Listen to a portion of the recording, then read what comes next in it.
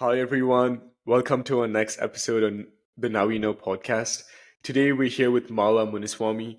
The three of us, Karthikeyan, Mala, and me, we all went to the same high school, but Mala is much older than us. She did her MBA, very successful, and is now in Canada. So, Mala, do you want to quickly tell the audience about your early life in India and just any influences that shaped your interest in business and operation? Thank you for the introduction. Yeah, I'm currently in Vancouver and I'm working as a colorist in a outdoor apparel company called Arc'teryx. And I think my early years were influenced solely by Shanti Bhavan, and I am grateful that I got the amazing education. And I think the beauty about Shanti Bhavan is that it gave me a holistic growth. So we got to play soccer, we had a library time specified, we had a music time, and it also built a sense of community and it gave academics importance. So I think Shanti Bhavan helped me be determined, and it made me always want to break out of my cycle, do well. So I think Shanti Bhavan influenced me a lot in my early childhood, and I am here today because of determination and all the virtues that I learned there. I don't know if I answered your question. Yeah, awesome, awesome. No, yeah, that definitely answers the question. And yeah, since we all went to Shantivan, we can definitely talk about how Shantivan played a very pivotal role in all our lives. So yeah, great to hear that from you, Mala. Yeah. I think now we can switch to your career and your experiences. I think we can start off with EY because you spent a lot of time working at EY. And so, how did your experience at EY lay the foundations for your future? And what were the key takeaways from your experience in EY? Yeah. So I spent 6 years at Ernst Young. I think it played a great role in building the foundation for my career and how I work as a professional. Um, I think I worked as an IT auditor, and I think one of my favorite things about working there was that I got to work out of the London office for 6 months, and it helped me interact with international clients and see what's their business ethics and how is it different from us. And I think another thing that I really grateful that I learned from Ernst Young is all the little work ethics, like for example, preparing for client meetings, or like dressing appropriately for a meeting. Um, and because I was into IT auditing, like accuracy and making sure everything, being detail oriented became part of my personality, and efficiency and simple skills like even using Excel um, has really helped me even now at my current job. And also, and as I moved up in the ladder at Ernst Young, it helped me learn to build relationships with people. How do I interact with clients? How do I train people on my team? Yeah, it was. I really enjoyed my time at Ernst Young, and I felt like I learned a lot that I use on a day-to-day basis even now. Awesome, awesome, nice. Yeah, and then we also know that after you spent a lot of time at Ernst Young, you decided to do your MBA. So do you want to tell us about why you decided to do it? How was your whole MBA? I guess the process, and how was your experience? Doing the MBA. Sure. So I came to Vancouver in 2014 to represent myself and Shanti Bhavan. There was a documentary made by an amazing team from here in Vancouver called The Backward Class. So the Backward Class featured the first batch of Shanti Bhavan writing the ISC exams. And the ISC exams are pretty tough, and like they're kind of like the turning point, I would say, um, for us in India when we finish our education. I mean the high school education. High school, So yeah. so the documentary talks about the first batch, and us being the first batch of the entire school was put a little bit pressure because it's like gives the world the picture of how the school is doing. So the documentary focuses on how we get through the board exams, and just also about Shanti Bhavan and how our lives have been changed by Shanti Bhavan for the better and everything like that. So I came in 2014 to. I am one of the characters featured in the documentary, so I came to talk about it here. I fell in love with Vancouver because I really liked how the nature connected with business, and there were mountains, the beaches, and I also liked how people were kind here. So if I went to a coffee shop, they'd be like, "How's your day going?" And I was like, "Okay, do people talk to?" I mean, now Vancouver has changed a little bit, but in 2014, I was like, "Wow, I love this place. Everybody's so kind," and so I really wanted to come back. And I think what I liked most about Vancouver was the hiking and things like that. So Yeah. I decided to come back, and I also wanted to change my career from IT auditing to apparel, which I didn't do before in India because I, as the breadwinner of my family, wanted to focus on an industry that is doing well in India. So I had to do IT. So I really wanted to change my career from the start. So I was like, I want to change my career and I really want to move to Vancouver. So I decided to do an MBA. And to do an MBA, you need to have at least 3 to 5 years of work experience because an MBA is a management program. So, in order to do a management program, I stayed longer at Ernst Young, and then I was qualified, and I worked really hard to convince the school to give me a scholarship because I couldn't afford it otherwise. And I finally made it here and all by myself, and I was like really happy. I am currently working as a colorist, so working on making the colors work for jackets, and I love it. And I'm glad that I took the leap. And and I'm glad I'm living in my dream city, and I'm grateful for everyone and everything that has helped me be here. Yeah. Yeah. Did I answer your question? Awesome. You did. You did. Yeah. Okay. Yeah. Yeah. Do you want to tell us like how an MBA helped you, I guess, grow or like advance in your career? Or maybe even like tell us about the MBA experience. Like what did you learn? How did you grow?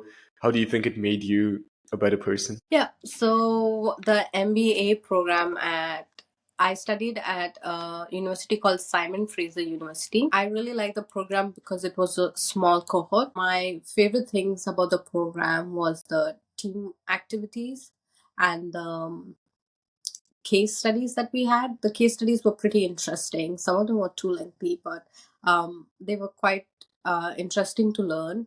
And I really liked all the team activities that we did. Some of them were really fun, some were outdoors. And the management program is focusing and teaching us how to work with people.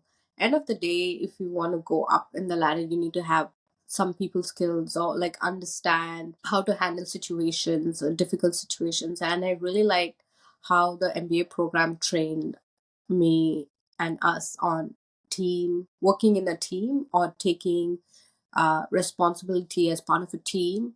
And I also like that there were some really creative courses, and I really enjoyed thinking out of the box or like coming up with solutions. I did a 16-month course, so everything was like really quick, and like I couldn't afford to study longer, so I wanted a shorter course to study shorter and then start working.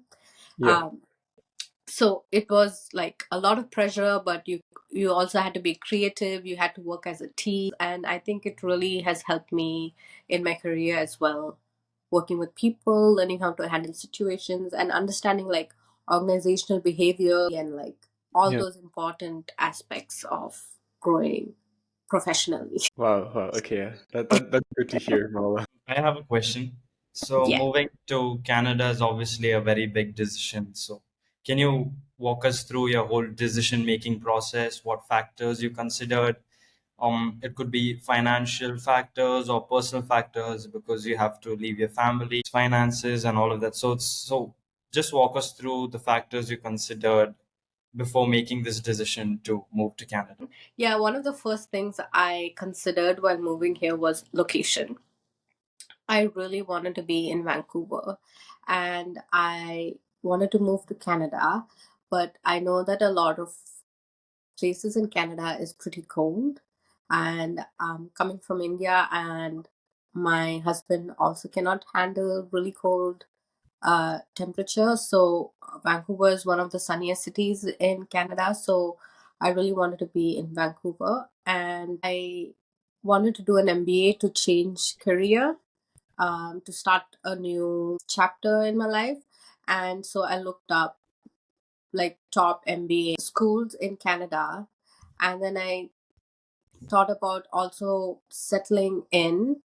So in Vancouver, I had a few friends that I could reach out to and ask them, like, is this a legitimate course? Does this place exist? Because these are the things that you don't know, right? Like, unless you know someone that's there. So I knew people here, so I was able to reach out, and also like figuring out where to stay is a big question because you you don't know what you don't know. And so it's important to do research on like the place, the location, the temperature. I For me, like temperature was important. And I also considered I wanted a smaller cohort because uh, there were other schools that I got into, but they had like 200 size students, and I didn't want to be lost in the crowd. I just wanted a really focused cohort, like a smaller cohort to work with. And another thing that I considered while moving to Canada, which I hope I don't get into trouble for, is political stability. I did think about the US, but at that point in time, the US was not the best option politically. And I found that Canada was better. But you never know what happens. Like anything can happen. We recently had a Canada in conflict. So Yeah. yeah, but at that point in time, I felt like Canada was a bit more stable. So that was one of the things I considered. And obviously, finance. Yeah. I mean, in hindsight, Vancouver is one of the most expensive cities to live. So I don't know. But it has its trade offs. Like you could stay in places that are cheaper in Canada, but you won't get the nature or like the sunny weather. And so there's always a trade off. I think we should sit and make the list, see what matters the most, prioritize. And I think that's how I decided I wanted to move. And yeah, and I also have been to London and UK. And I think for me, it was mostly the 2014 visit that made me feel like this is my special place.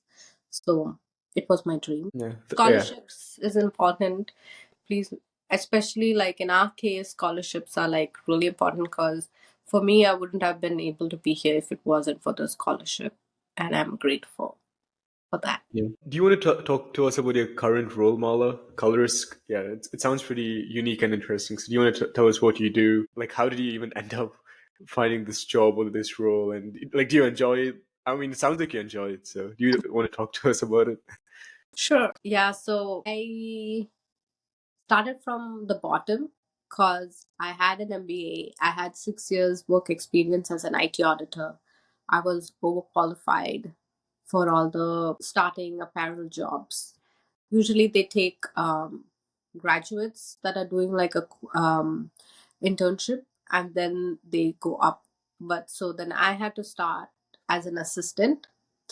Hmm. So I was a color assistant, and as in that role, I helped the team with like filing fabrics and things like that. And then I became a coordinator where I started communicating with vendors that give us the fabric on like, hey, this color looks good and things like that. And now I'm a colorist and I've been at the firm for 2.5 years.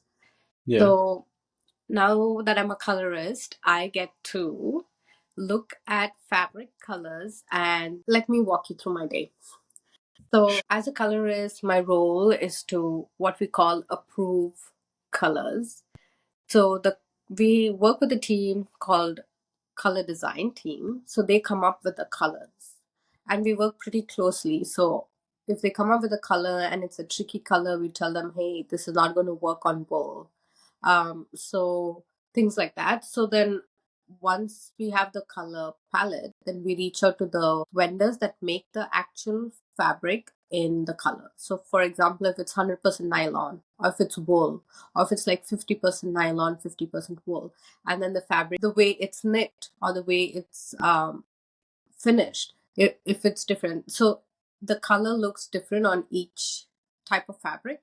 So the same, like the blue that you're wearing right now, looks different on polyester versus cotton. Yeah. So then there's a difference in the color. So my job is to make sure that the colors match, because sometimes we have like a polyester rib and a merino t-shirt main fabric, and then a pocket is some other fabric. So we're trying to, and if our concept is to make the whole t-shirt one color, then our job is to like make all the colors look synchronized or like look good. So that is my current role, and I also help the team with like using the Excel skills, like make sure we're on track for the season, because we work 2 seasons ahead of time and our supply chain deadlines are pretty tight. So trying to keep the team on track and trying to reach out to the vendors that are not responding to us and things like that. So yeah, that is my role, and I like it. I like looking at color, and it's an interesting job, and I'm happy that I took the leap. Yeah, it definitely sounds interesting. Is there something that customers usually don't know, but when customers walk into stores and look at all of these colorful clothes and stuff, they just find it like cool or something? But on the other side, it's something that the team actively does to get more sales with color. Did you understand my question? I think I did. So the merchandising team works on this aspect where they like analyze which colors are doing well and which ones are not. So we work 2 seasons ahead, because if we want you to buy a certain jacket in spring 25, then we Yeah. should have already started making the fabric now, because we need the whole thing on the racks Yeah. spring.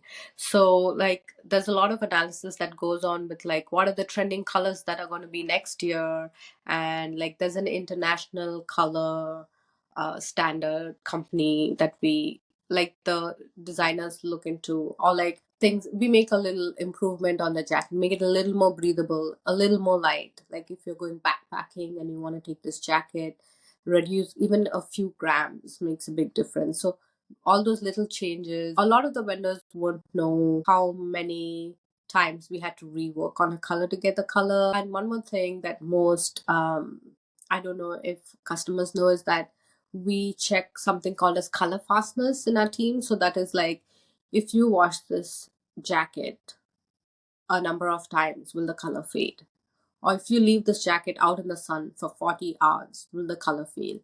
And so we have like standards that will be like, we check if it fades and we rate it, and like the vendors work on it where they rate the fade and they let us know what's the rating, and then we'll be like, oh no, we don't want this color to fade, and things like that. Nice. Yeah, it's definitely interesting. Okay, what keeps me motivated personally and professionally? That is the question. Yeah. I like having goals, and I feel that I have always been like that from Shanti Bhavan days, that I like to set goals for myself. Sometimes they're like 10-year goals, 5-year goals, 2-year goals, and sometimes they're monthly or weekly. So right now I have a goal to get promoted at work. So I'm working on that, and I'm working on how to get there, and what are the things I need to learn, what are the kind of responsibilities I need to take, and how am I going to handle it.